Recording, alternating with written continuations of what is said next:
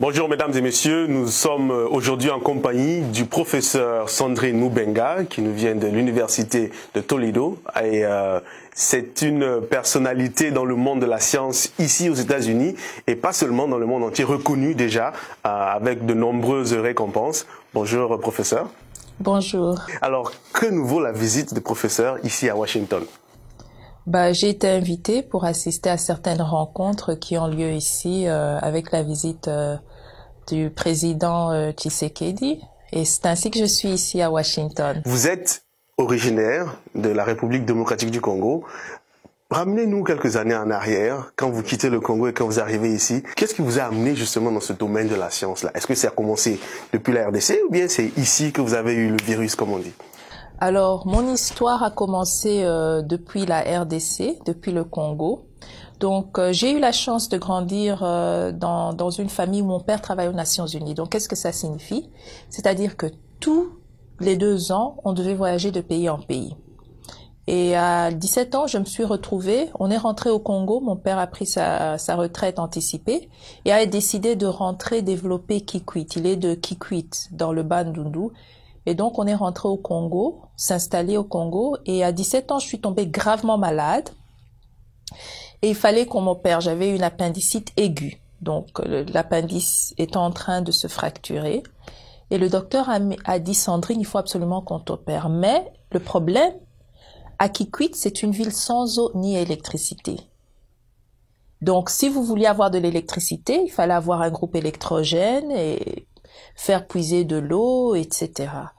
Donc, du coup, il n'y avait pas d'électricité, on ne pouvait pas faire l'opération. Alors, la deuxième chose à faire, c'était de chercher partout du carburant pour mettre dans le groupe électrogène, mais il n'y en avait pas. Ce qui fait que pendant 3 jours, ma vie dépendait de l'électricité. Je pouvais mourir tout simplement parce qu'il n'y avait pas d'électricité. Donc, pendant ces 3 jours, moi, je me suis tournée vers ma foi. Et je me suis dit, si je m'en sors, je vais tout faire pour qu'au XXIe siècle, il n'y ait pas des gens qui meurent à cause du manque d'électricité. Je vais tout faire pour pouvoir donner de l'électricité dans des endroits comme Kikwit. Et c'est ainsi que j'ai décidé de devenir ingénieur en électricité. Donc, c'est un peu ça mon histoire. Et on fait fast forward, donc on avance rapidement. On arrive en 2000, vous êtes aux États-Unis, vous finissez vos études. Et puis là, le génie arrive, vous commencez à faire toutes sortes d'inventions. Parlez-nous un peu de ces premières inventions, cette première voiture déjà, et puis tout le reste. Alors, oui, en effet, je suis arrivée, j'ai étudié à l'université de Toledo. C'est là que j'ai fait, au fait, tout mon cursus, hein, c'est-à-dire mon bachelor, master et PhD en génie électrique. Mais quand je suis arrivée, j'étais directement intéressée par les énergies renouvelables, puisque étant de Kikwit, je me suis dit, mais comment est-ce qu'on peut avoir l'électricité? Et je regardais autour de moi, je me suis dit, on a toujours le soleil, alors pourquoi pas faire l'énergie solaire?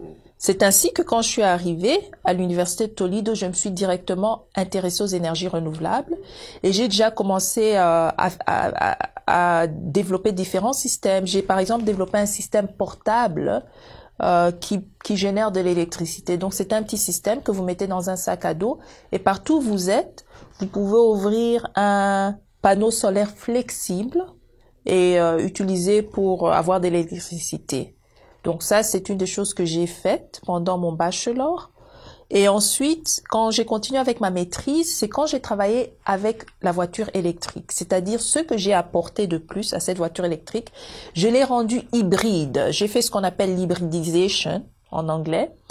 Et je l'ai rendue hybride en ajoutant une pile à combustible afin que cette voiture puisse rouler à partir de l'hydrogène. Et pourquoi l'hydrogène? Tout simplement parce que quand vous regardez l'univers, vous regardez la chimie, tout élément, l'élément le plus abondant que nous avons dans l'univers, c'est l'hydrogène. Et donc, si on arrive à capturer l'énergie qui se trouve dans l'hydrogène pour le transport, ça peut résoudre beaucoup de choses. Et un grand avantage de cette voiture que j'ai conçue, c'est qu'une fois qu'elle roule, la seule chose qui sort de la voiture, c'est de l'eau. Donc, elle est non polluante. Donc, c'est une technologie verte qui permet de propulser la voiture et qui est non polluante. Donc c'était ça qui était très intéressant et qui a aussi intéressé les médias. Et donc ça a ouvert plus ou moins la porte justement aux médias, mais pas seulement, mais aussi au milieu professionnel, scientifique, qui commence de plus en plus à s'intéresser à vos travaux. Et puis, quelques années après, vous faites une nouvelle découverte, une nouvelle invention. Oui, tout à fait. Donc ça, c'était la propulsion voiture hybride. Il y a une partie que je ne vous ai pas dit, c'est-à-dire qu'une fois que j'avais conçu la voiture électrique, je me suis dit, mais Sandrine, où est-ce qu'on aura cet hydrogène? Puisque ce que je faisais dans le labo, on achetait de l'hydrogène qui venait d'un lab. Donc chaque jeudi, on m'amenait les bonbonnes d'hydrogène pour tester ma voiture. Donc je me suis dit, non, la deuxième partie, je dois savoir comment créer cet hydrogène sur place. Parce que si vous voyez les voitures que vous utilisez aujourd'hui, il y a des stations d'essence. Donc il fallait aussi que je crée une station à hydrogène. Ce que j'ai fait. Mais maintenant, cette station à l'hydrogène devait aussi être non polluante. Comme la voiture était non polluante, il fallait aussi une station à hydrogène qui soit non polluante. Donc, j'ai utilisé des systèmes solaires, un système solaire de 6 kWh pour pouvoir décomposer de l'eau en hydrogène et oxygène. Et en décomposant cette eau par l'électrolyse, j'ai pu capturer cet hydrogène et je l'ai pompé carrément dans la voiture. Donc, c'était un full cycle, oui, ce qu'on appelle hydrogen economy. Donc, ça, c'était très intéressant aussi. Et à partir de cette expérience, je me suis dit, OK, les voitures hybrides, les voitures électriques, c'est très intéressant, mais elles ont toutes des batteries. Et si vous suivez bien, enfin, dans votre rôle, je vois les émissions que vous faites, tous les grands fabricants de voitures ont déjà décidé d'avoir des voitures soit complètement électriques, c'est-à-dire 100% avec des batteries, ou bien hybrides, c'est-à-dire deux sources d'énergie. Donc, il y aura toujours une batterie quelque part. Et les batteries qu'on utilise de nos jours, ce sont les batteries à ion lithium. Mais le problème avec les batteries à ion lithium, pourquoi les gens les aiment d'abord? L'avantage, c'est quoi? La batterie à ion lithium, c'est une batterie légère, mais qui a la plus grande densité d'énergie. OK? Donc ça, c'est l'avantage. Le désavantage, c'est parce que elle a une grande densité d'énergie, justement, l'électrolyte, le liquide qui se trouve dans la batterie à ion lithium est volatile, c'est-à-dire qu'il peut s'enflammer facilement. Donc le transport dans les avions et tout, c'est très difficile. Voilà, et c'est pour ça que vous voyez qu'on refuse de les amener dans les avions parce qu'ils peuvent s'enflammer facilement. Et donc, il faut un système pour égaliser la charge dans les batteries. Et moi, j'ai fait justement ce qu'on appelle un système de gestion de batteries, justement, qui permet d'égaliser la charge dans les batteries. Non seulement elle égalise la charge dans les batteries, ça augmente la longévité de la batterie et ça le fait à un coût réduit par rapport aux technologies qui sont sur le marché aujourd'hui. C'est de grosses révolutions parce que l'énergie aujourd'hui, c'est ça qui fait vivre le monde et vous êtes au cœur justement de la production de cette énergie-là. Quels sont les différents challenges? C'est facile de parler de l'invention, hein, on découvre, mais j'imagine qu'après ça, de pouvoir implémenter, de pouvoir s'assurer que justement c'est utilisé, que c'est homologué, que tous les différents protocoles sont respectés et tout, c'est une autre affaire.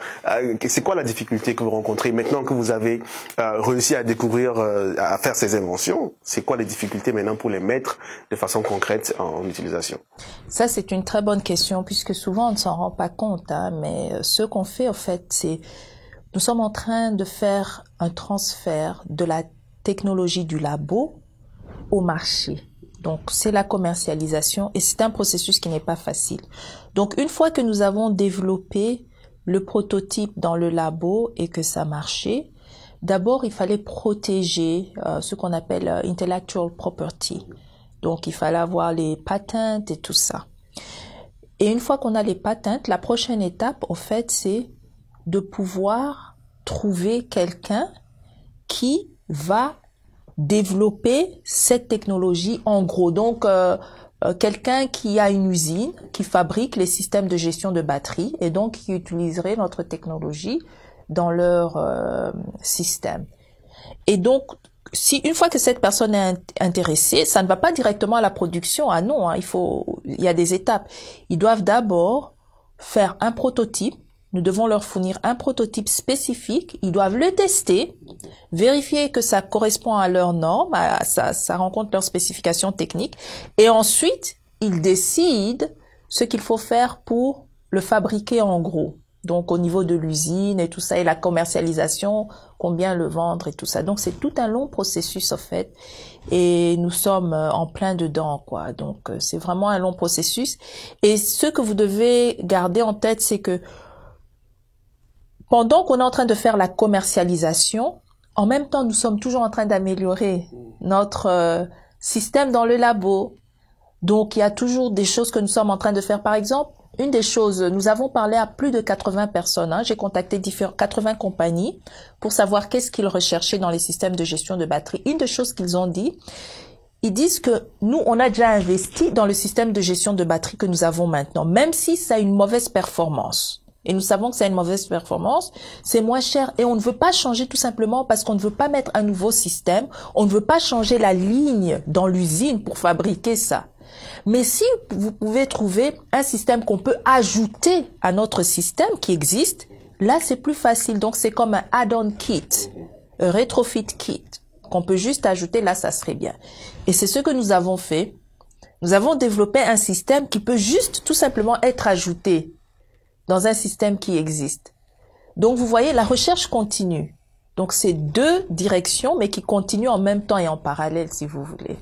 Comme dirait l'autre, c'est de la contrainte que naît la créativité. Hein. Voilà. L'innovation vient toujours du problème qu'on rencontre.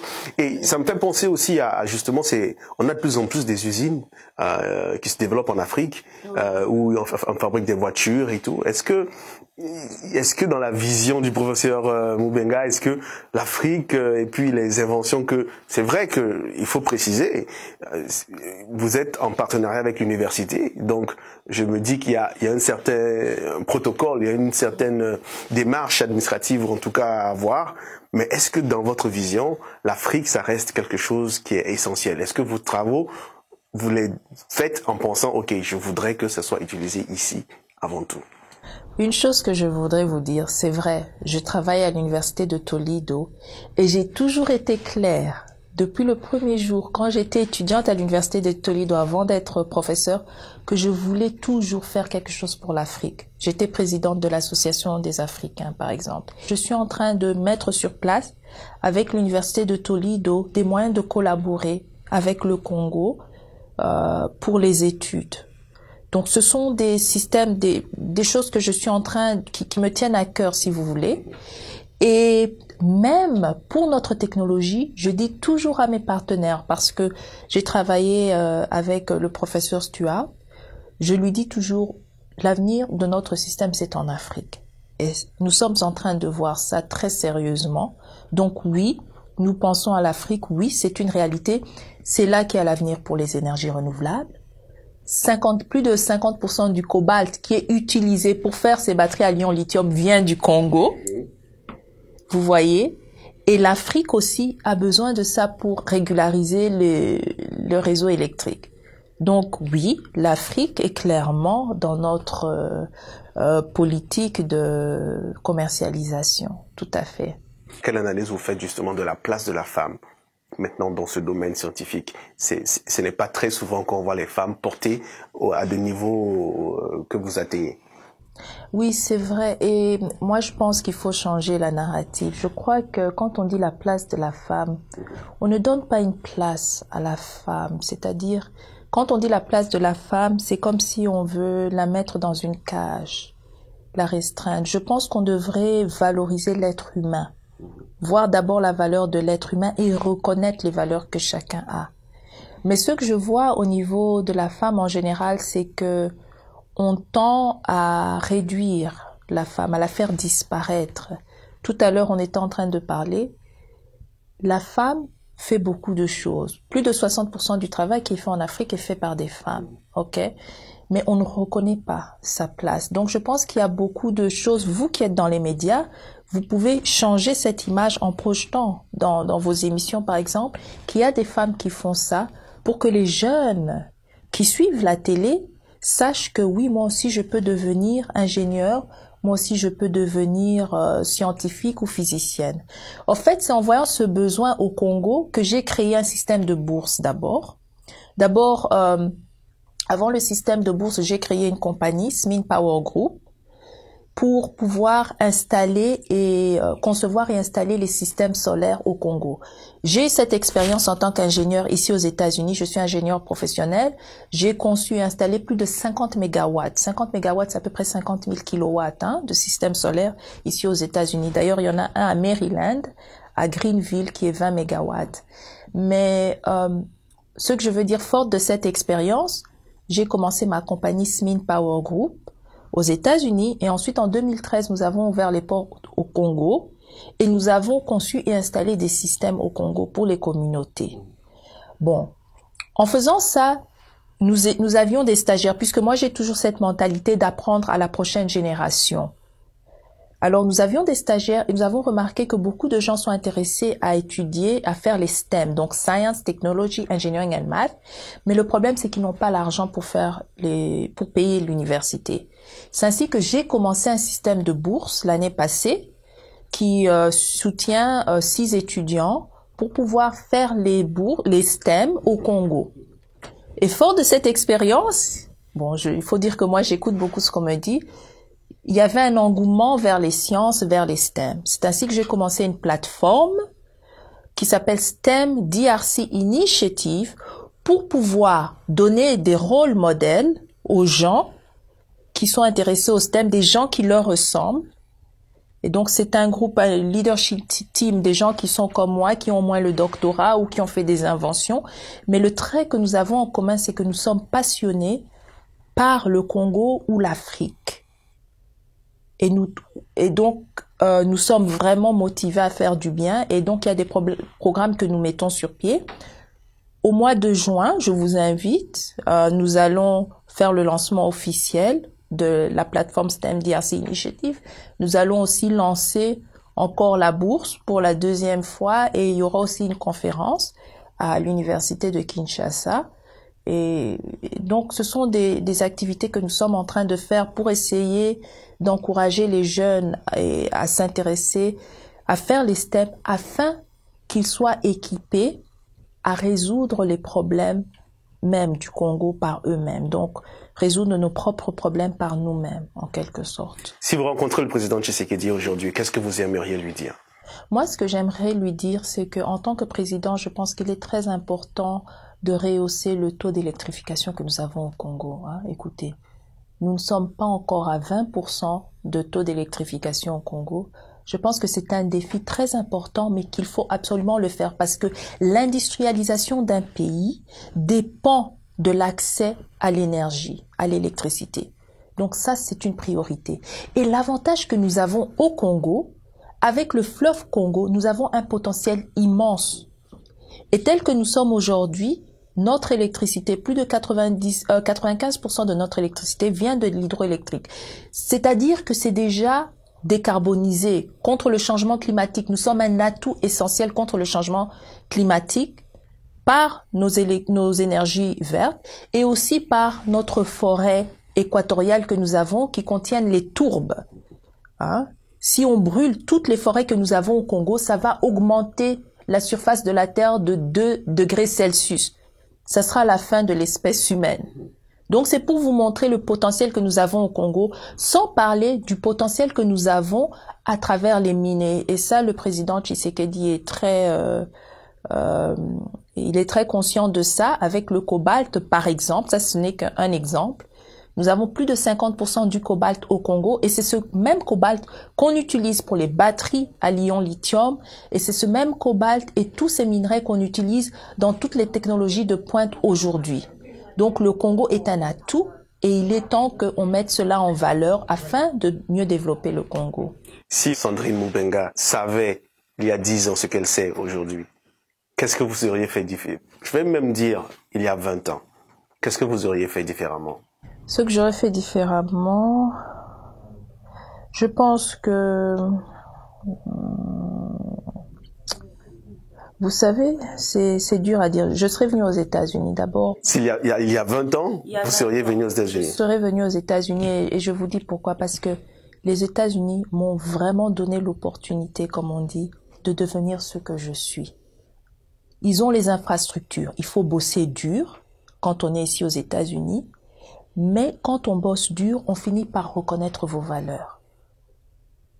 Donc, je crois que ça aurait été la même chose, ça aurait été les États-Unis. J'aurais toujours épousé mon mari. Ça ne va pas changer. Et je pense qu'on apprend des erreurs de la vie et tout ça. Et donc, chaque chose est importante. Ça me donne, on dit toujours, oh, you have a tough skin. I'm like, yeah. You know, et je crois que c'est important. Donc, je ne sais pas ce que j'aurais changé. Je suis très heureuse, disons que mentalement je suis heureuse de ce que je suis et s'il y a quelque chose qui me plaît pas, je travaille à le changer. Donc je sais que mon bonheur dépend de moi. En tout cas, nous sommes très heureux d'avoir pu avoir cet entretien avec vous et nous vous souhaitons de continuer à avoir autant de succès. On se dit à très bientôt peut-être. Merci beaucoup. Pour une autre visite. Voilà. Merci. Allez, merci beaucoup. Merci beaucoup.